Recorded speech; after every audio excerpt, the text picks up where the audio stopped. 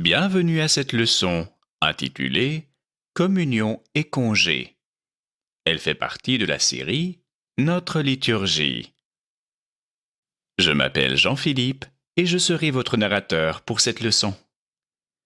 On pourrait se demander, qu'est-ce que le Christ nous a enseigné au sujet de la Sainte Communion? Comment cela renforce-t-il notre foi? Dans cette leçon, nous examinerons où se situe cette phase dans la liturgie, ainsi que quelques définitions. Nous découvrirons les prières de la Sainte Communion, les prières qui suivent, et leur sens dans notre vie. Ensuite, nous résumerons ce que nous avons appris. Commençons par le premier sujet, emplacement et définition. Nous nous rappelons que la divine liturgie comprend la liturgie de la parole, aussi appelée liturgie des catéchumènes, qui se concentre sur la lecture des textes bibliques, et la liturgie de l'offrande, aussi appelée liturgie des fidèles. Celle-ci se concentre sur la consécration des saints dons et la communion. Alors, nous avons la liturgie de la parole et la liturgie de l'offrande. Celles-ci, à leur tour, sont composées de plusieurs phases, dont les prières initiales, les litanies et les antiphones, la petite entrée, l'épître et l'évangile, la grande entrée, le baiser de paix et le credo, l'anaphore, une litanie et le Notre Père, puis la communion et le congé, que nous étudions dans cette leçon. Cette phase est la 4e phase de la liturgie de l'offrande. Elle se situe après le Notre Père. Nous nous rappelons aussi que chaque phase de la divine liturgie correspond à l'une ou à plusieurs étapes de la vie du Christ. Nous commençons par la vie privée du Christ, quand nous le connaissons par la prophétie, son baptême, qui marque le début de sa pastorale publique. Ensuite, il y a son entrée à Jérusalem, sa crucifixion, sa résurrection, et plus encore. La résurrection est symbolisée lorsque, après l'anaphore, une portion du pain consacré est mise dans le calice. Et quand, après la communion, les vases sont retirés de l'autel et portés à la prothèse, l'ascension est représentée. Ainsi, dans cette leçon sur la communion et le congé, nous verrons comment la résurrection et l'ascension sont représentées.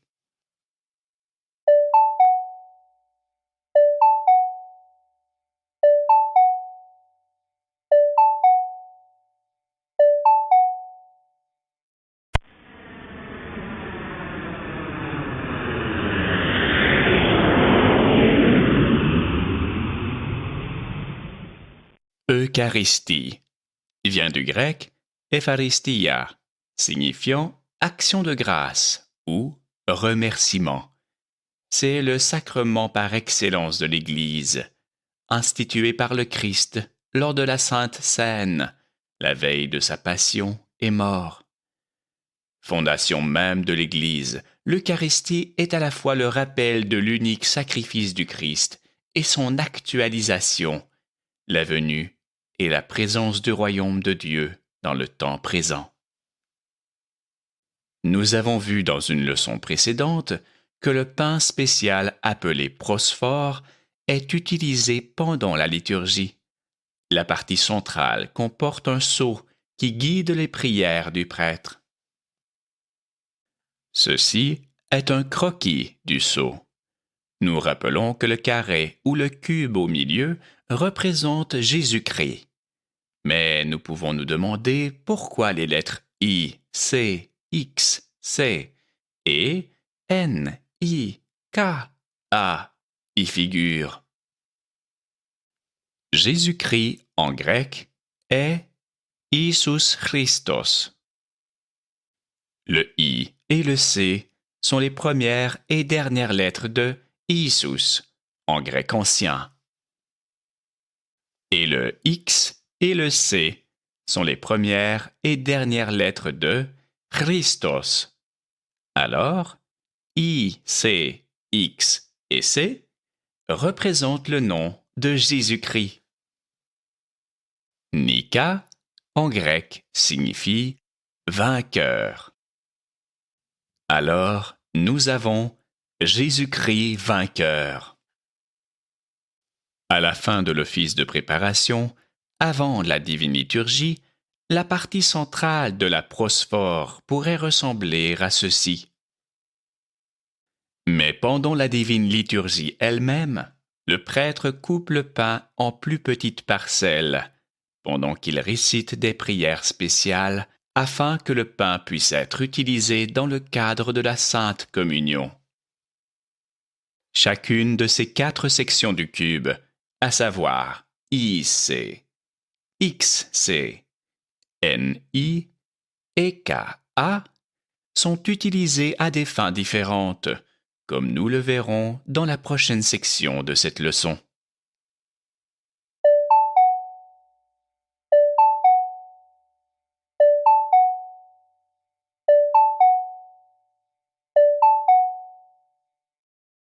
Examinons ce qui se passe avant et pendant la Sainte Communion. La Sainte Communion. Nous avons les prières de préparation, la fraction du pain, la communion du clergé et la communion des fidèles. Ceci est fait en mémoire de Jésus, comme nous le lisons dans le livre de Luc décrivant la Sainte Seine. Ensuite, il prit du pain et, après avoir rendu grâce, il le rompit et le leur donna en disant « Ceci est mon corps, qui est donné pour vous. Faites ceci en mémoire de moi. » Nous faisons donc cela, comme Jésus l'a demandé, en mémoire de lui. Ensuite, après la Sainte Communion, il y a d'autres prières que nous verrons dans la prochaine section de cette leçon. Commençons par la préparation à la Sainte Communion. Après la litanie du Notre Père, le prêtre dit « Paix à tous ». Il rappelle le vœu de paix que le Christ a adressé à ses apôtres le soir du premier jour qui a suivi sa résurrection, et celui qui leur a adressé 8 jours plus tard, selon le livre de Jean, chapitre 20, verset 19. À ce moment, le Christ se tient au milieu des fidèles comme il se tenait autrefois au milieu de ses apôtres, leur donnant la paix qui vient d'en haut, et les préparant ainsi à le recevoir en partage dans la communion. La paix signifie donc non seulement le calme intérieur, mais la pureté de l'esprit et du cœur. Inclinez la tête devant le Seigneur. Notre paix est suivie par l'humilité. Le prêtre élève le pain sacré et dit à haute voix « Soyons attentifs, les choses saintes au saint. » Mais comment pouvons-nous atteindre la sainteté? L'hymne suivant nous aide. Le rideau devant les portes saintes est fermé et le cœur chante. Un seul est saint, un seul est Seigneur. Jésus-Christ, à la gloire de Dieu le Père. Amen. Selon saint Siméon de Thessalonique, Dieu est la sainteté même, et que c'est de lui que tous ceux qui sont sanctifiés reçoivent la sanctification. Le prêtre rompt le pain sacré en 4 parcelles suivant les incisions faites à la préparation, selon l'expression du livre des Actes 2, verset 46, et dans le cadre de la Sainte Seine. Les 4 parcelles sont marquées des lettres IC, XC, NI et KA. Le prêtre dit « Rompu et partagé est l'agneau de Dieu », et ainsi de suite. Saint Grégoire de Nice explique que ce sont le pain et le vin consacrés partout qui sont assimilés à l'unique corps du Christ. Le prêtre prend la parcelle du pain marquée des lettres IC, fait avec elle le signe de croix au-dessus de la coupe, puis il y laisse tomber en disant « Plénitude du Saint-Esprit ». Cela nous rappelle que « IC », signifiant « Jésus », nous a permis de recevoir le Saint-Esprit. Puis le prêtre prend l'eau chaude de l'acolyte et la bénit en disant à voix basse « Béni soit la chaleur de ta sainteté », et ainsi de suite. Le prêtre verse quelques gouttes du zéon, l'eau chaude, dans le calice en disant « Chaleur de la foi pleine du Saint-Esprit ». Cela symbolise la descente du Saint-Esprit sur l'Église. Ce n'est pas que de l'eau, elle a été sanctifiée par la puissance du Saint-Esprit. Des prières de communion sont ensuite récitées.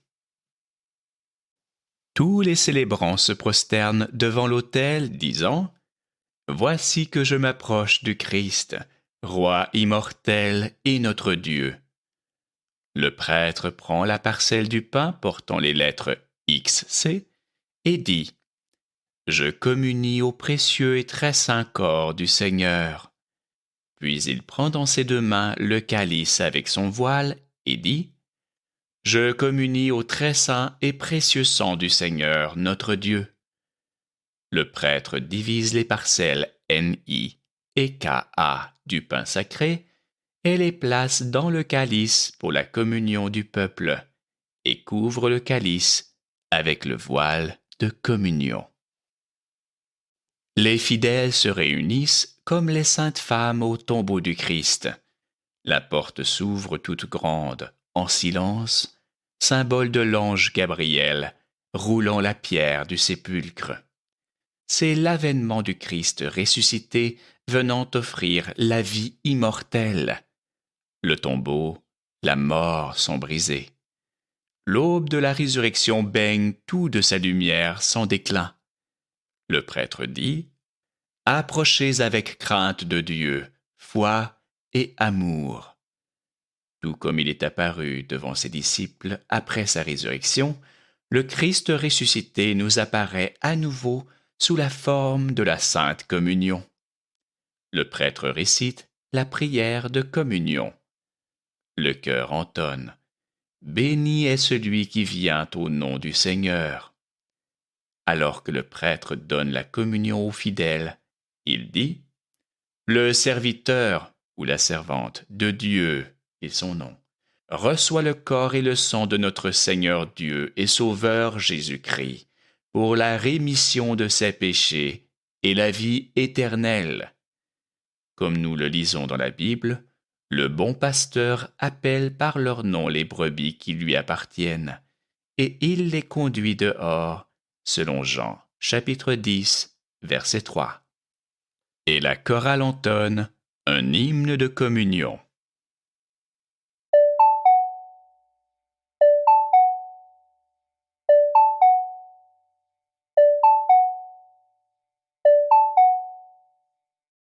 Examinons maintenant ce qui se passe après la Sainte Communion.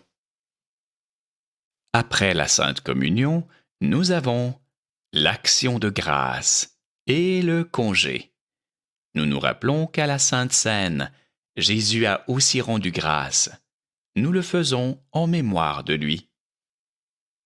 Commençons par l'action de grâce. Quand tous ont reçu la communion, le prêtre couvre le calice avec le voile et bénit le peuple avec, en disant à haute voix « Ô Dieu, sauve ton peuple et bénis ton héritage. » Ces paroles sont tirées du psaume 27 à 28, verset 9.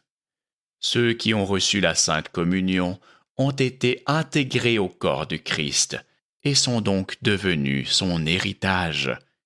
Ils sont aussi devenus héritiers à part entière de ses promesses. Ils sont devenus fils de Dieu par adoption en s'unissant au Fils lui-même. Le cœur répond « Nous avons vu la vraie lumière, nous avons reçu l'Esprit céleste, nous avons trouvé la foi véritable.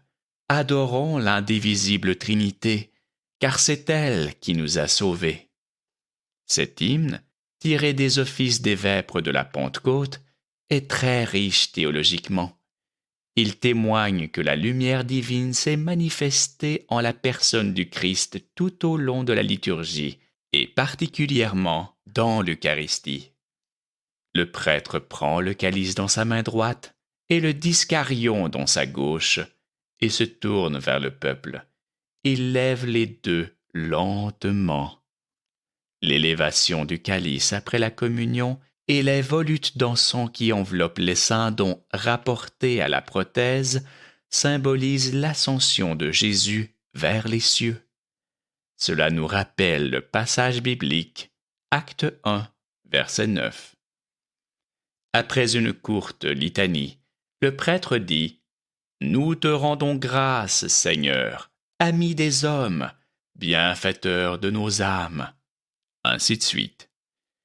Après les prières du prêtre, le chœur chante « Que le nom du Seigneur soit béni dès maintenant et à jamais » 3 fois. Le peuple se lève pour la bénédiction et le congé qui suivent. Le prêtre dit « Que la bénédiction du Seigneur et sa miséricorde descendent sur vous par sa grâce et son amour pour l'homme, en tout temps, maintenant et toujours, et au siècle des siècles. Amen. » Et plus tard, « Par les prières de nos saints pères, Seigneur Jésus-Christ, notre Dieu, aie pitié de nous. » Le chœur répond « Amen. » La liturgie s'achève par la bénédiction finale et la distribution de l'antidoron, ou pain béni. L'Église prolonge par ce geste de bénédiction son action liturgique qui recule les murs du temple jusqu'aux confins du monde. Par la divine liturgie, chacun est comme une coupe remplie de la présence du Christ et offerte à l'humanité et au monde.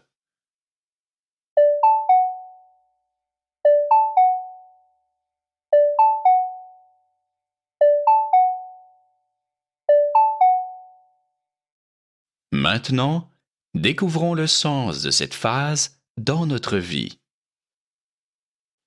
Nous recevons la Sainte Communion, la source immortelle.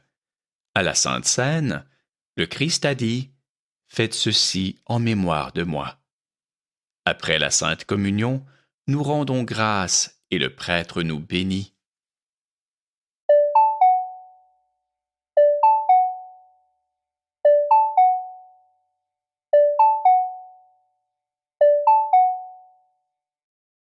Nous parcourons la vie du Christ dans la liturgie. La mise au tombeau du Christ est symbolisée par le dépôt des dons sur l'autel. La résurrection a été représentée par le temps de la communion.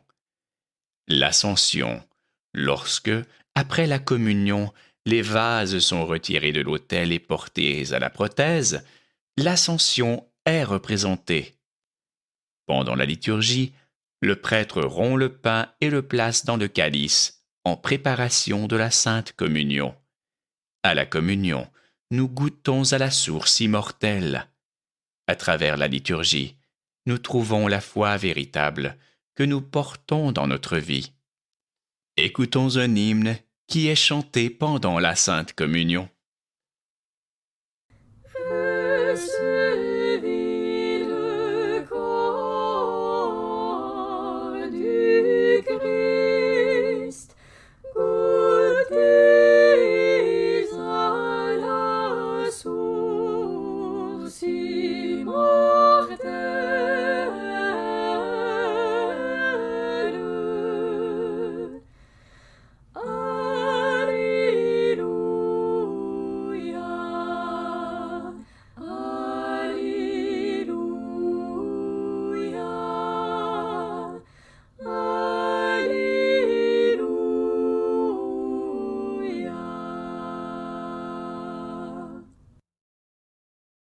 La liturgie a pour nous une signification importante.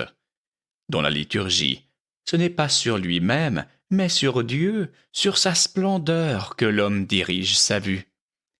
Il ne s'agit pas tant de se perfectionner pendant des instants liturgiques que de se trouver face à la lumière de Dieu. Et c'est cette joie qui, d'une façon désintéressée, en second lieu, rejaillit sur la nature de l'homme et la change. Dans la liturgie, l'homme trouve le royaume de Dieu. Il s'est approché, il est déjà parmi les hommes, au milieu et au-dedans d'eux.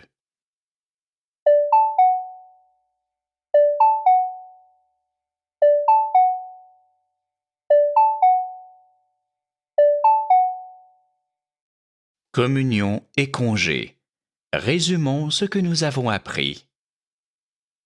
Emplacement et définition. La phase communion et congé de la divine liturgie a lieu après le Notre Père. Elle fait partie de la liturgie de l'offrande, aussi appelée liturgie des fidèles. L'Eucharistie est le sacrement par excellence de l'Église, institué par le Christ lors de la Sainte Seine, la veille de sa passion et mort. Fondation même de l'Église, l'Eucharistie est à la fois le rappel de l'unique sacrifice du Christ et son actualisation, la venue et la présence du royaume de Dieu dans le temps présent. Sainte Communion. Préparation. Les choses saintes au saint, dit le prêtre alors qu'il élève l'agneau, le pain de vie. Le chœur répond, un seul est saint, un seul est Seigneur Jésus-Christ, à la gloire de Dieu le Père. Amen. En d'autres termes, Dieu est la sainteté même, et c'est de lui que tous ceux qui sont sanctifiés reçoivent la sanctification. Rompre le pain. Le prêtre prend la parcelle du pain marquée des lettres IC, fait avec elle le signe de croix au-dessus de la coupe, puis l'y laisse tomber. Le prêtre verse quelques gouttes du zéon, l'eau chaude, dans le calice, en disant « Chaleur de la foi pleine du Saint-Esprit ». Communion du clergé. Le prêtre prend la parcelle du pain portant les lettres XC et dit « Je communie au précieux et très saint corps du Seigneur ». Puis il prend dans ses deux mains le calice avec son voile et dit « Je communie au très saint et précieux sang du Seigneur notre Dieu ». Communion des fidèles. Le prêtre dit « Approchez avec crainte de Dieu, foi et amour ».